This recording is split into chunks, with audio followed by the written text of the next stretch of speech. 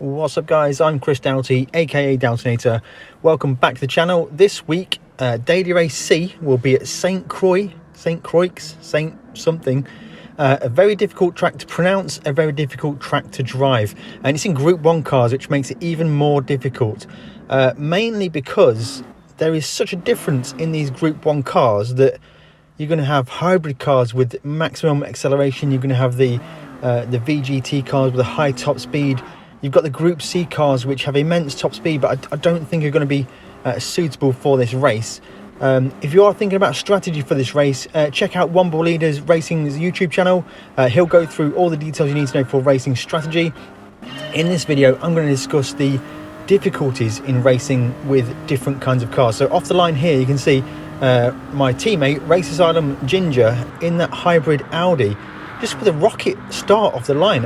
The lack of hybrid in my Peugeot 908, and essentially I might as well have qualified third. That's going to be a problem in the daily races for, well, 20 car grid at this track. Huge difference in cars off the line going into that kink and then into turn one. Expect chaos into turn one. So I'm going to go with the Peugeot 908. It is a non-hybrid LMP car, so it's got good downforce, it's good through the corners, and it has really good top speed. As you can see from the initial getaway there, it does lack acceleration out of the kind of second and third gear corners up to around 150 miles an hour.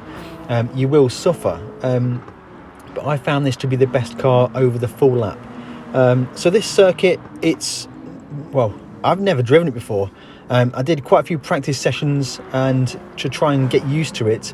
A little later on in the video, I'll run you through a lap guide.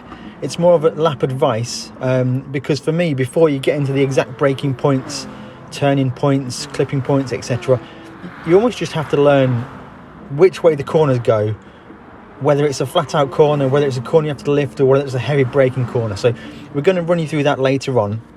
You can see right now, Burr's in front of me, just gapping me out of every single corner. But towards the end of the straights, I have immense top speed in that 908. And we're going to look in a minute now. After this next right-hand corner, is going to be the longest straight on the track. Now, we're going to be on full throttle for a considerable amount of time. And we're on full throttle now. So the time is 2 minutes. Let's see how what the time is by the time we get to the end of the straight. So we're on full throttle now. This is about the time when the 908 kicks in. We're going above 200 miles an hour now, all the way down this straight here, and we are we're going to look for a move on Burr's at the end of the straight. So onto the brakes now. So that was around 17 seconds at full throttle, and you can see we closed in about half a second to Burr's down that straight. Burr's is in the Toyota TS050, one of my favourite Group 1 cars, but normally the hybrid in that car, you don't have to worry about it. It always stays charged.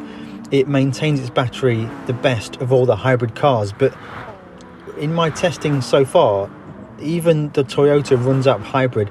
I think with the amount of sweeping corners and no really big single braking zones, it just doesn't have the chance to regenerate its hybrid. So again, look at the speed difference here. Onto the main straight now. We're going to get a huge overspeed on Burr's, and we're going to throw it to the inside into the kink. So be aware of this one. If you're in a hybrid car, just watch out behind you for cars in the VGT or the non-hybrid LMP cars. They can put a move at you at the end of the straight. Likewise, if you're in a non-hybrid car, look to capitalise there. Burr's has got us back on the acceleration out of turn one. So again, this is the battle you're going to have to be constantly aware of when you're driving in Race C this week. You need to understand what cars are around you. If you're racing a hybrid car and you're in a VGT or like an LMP non-hybrid, you've got to be aware that they're going to get you out of the corners in the acceleration zones. And you need to capitalise at the end of the long straight. So you need to make that move happen. If you don't get ahead of somebody by the end of the long straight, then they're going to start to gap you through the rest of the lap. Let me know what you think about this upcoming race this week. Are you going to be taking part in this week's Race C? I think it's got the potential to be a very good one as we're getting a little bit scrappy now. we started on the medium tyres. We're going to aim to try and pit super early, and we're going to go into the pits now. I'm going to follow Burrs into the pits as well. He's also on the same strategy for me. Other drivers are going to go ahead and pit a little bit later, or starting on the soft tyres. So the pit loss here doesn't seem to be that long, but check out One Ball Leader Racing's guide for all of the strategy related stuff. This one is more about just understanding the challenges you'll face racing with cars of a different type to yourself. So every single race that's going to play out this week is very much going to depend on what the other drivers have chosen for their car. As you can see now, Burrs just gets away from us on the acceleration zone, but now we're going to start to come back on him as we get a little bit more top speed over that TSO 50. He's going to defend to the inside. We're going to go outside. We're going to get on the brakes and we're going to maybe look for a cutback. That's not going to work out for us. And yeah, through the course of these next few laps, you'll see the yo-yo effect between these two cars. They're very different in the way they drive, and yeah, it's difficult to know what's going to come out on top. There will certainly be a dominant time trial car, but in the race, it's going to be very, very interesting. Perhaps somewhat chaotic. As you've got drivers on different tyre strategies, different cars are going to have different performance at different parts of the track. This is going to be a race of attrition. It's really going to be very difficult to plan your race out. You're going to have to think on the fly, check out who's around you, pit to try and maximise your car's potential maybe. So yeah, I think this is going to be a very interesting one. After getting used to driving this track, I've got to say I quite like it. There's a lot to learn. It's just under a 3-minute lap time, and there's a lot of twisting corners. Now, for me to learn the track, I almost think of it as a process. I almost think of a corner like it's flat, brake, lift. So just clip the inside of the barrier there. So that's not really going to help us close into the back of Burrs down this long straight here, but this will give us a good example of the speed differences. So we're about 0.8 behind Burrs starting that straight. With a bit of slipstream assistance, the closing speed is ridiculous, and we're going to get a pass to the inside, 216 miles an hour at the end of the straight, and we're going to get that move done. So that's 0.8 seconds behind a hybrid car on the straight, and we've been able to get that move done, which that is going to be huge in the race. If you've got slipstream from other cars as well, maybe if Burrs had some slipstream, that might help him. But yeah, the top speed differences with these non-hybrid cars is absolutely insane. So right now, what I'm going to do, I'm going to run you through my process I can subconsciously think about when driving this track, and it gets him almost into a rhythm. So turn 1 here, it's flat out, and I think about every single of the big braking zones is about 150 is my reference point. So 150 on the brakes, down to second gear, and we look to just get out the corner as best we can. But yeah, that's a big braking zone into turn 2. We're going to have the acceleration. Well, we've got the top speed advantage now. At the end of this straight is a big braking zone. 150 is also my marker for this one. And we're going to get onto the brakes, down to second gear. This corner here is done. Now this one is a lift and just kind of flow through here. You can take a lot of curbs, and this is the first of the right-hand sweepers that I think. So the first right-hand sweeper, you exit to the wide and then just sweep it back in. That is part 1 of the right-hand sweepers in my head.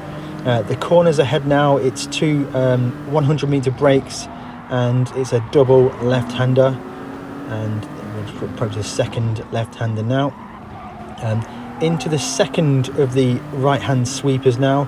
You want to stay tight to this one because you're going to get on the brakes, and we're just going to pass this car here now, and then we're going to get on the brakes now. So you're going to actually go into a bit of battle now.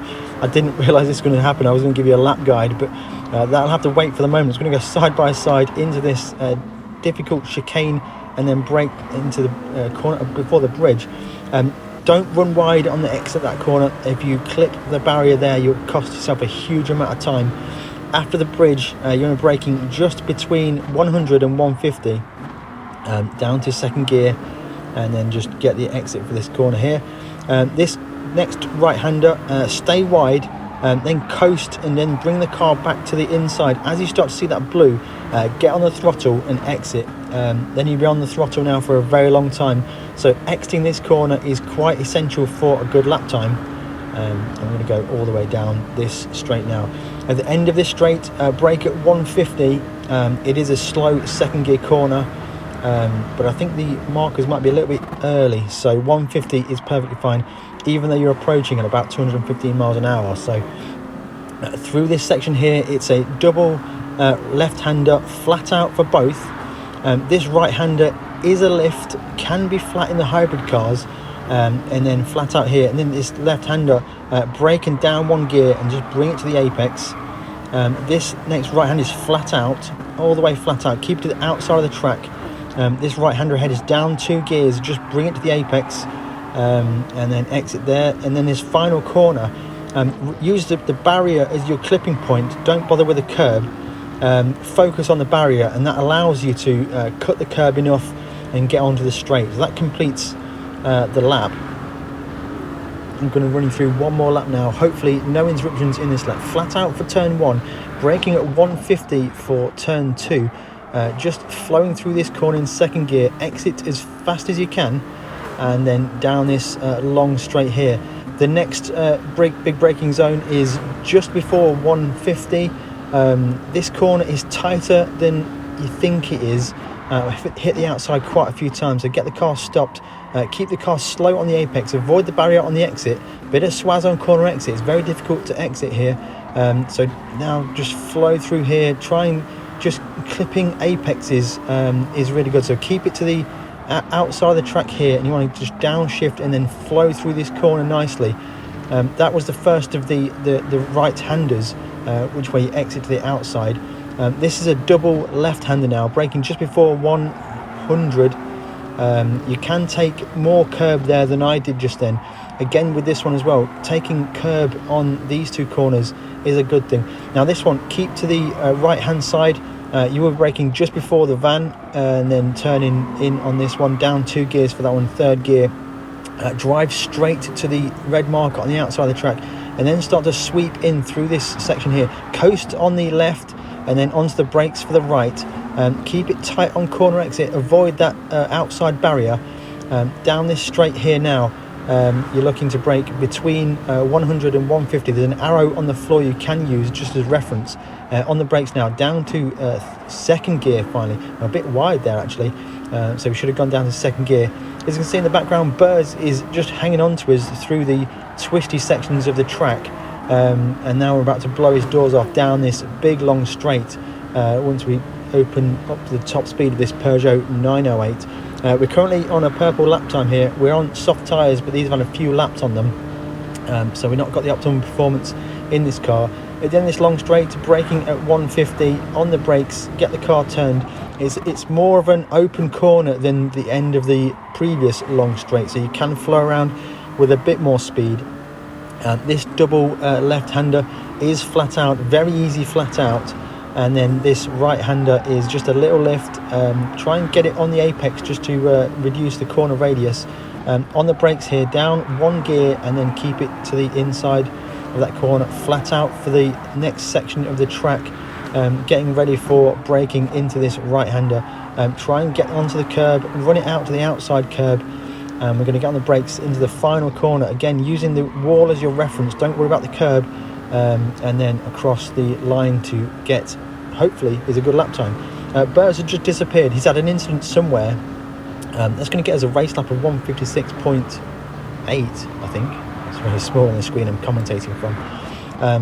But yeah, this is going to be a very challenging race, guys. Let me know in the comments below if you're going to go for this race. Let me know what car you're thinking about trying. If you have enjoyed this video, hit that like button, consider subscribing if you haven't already.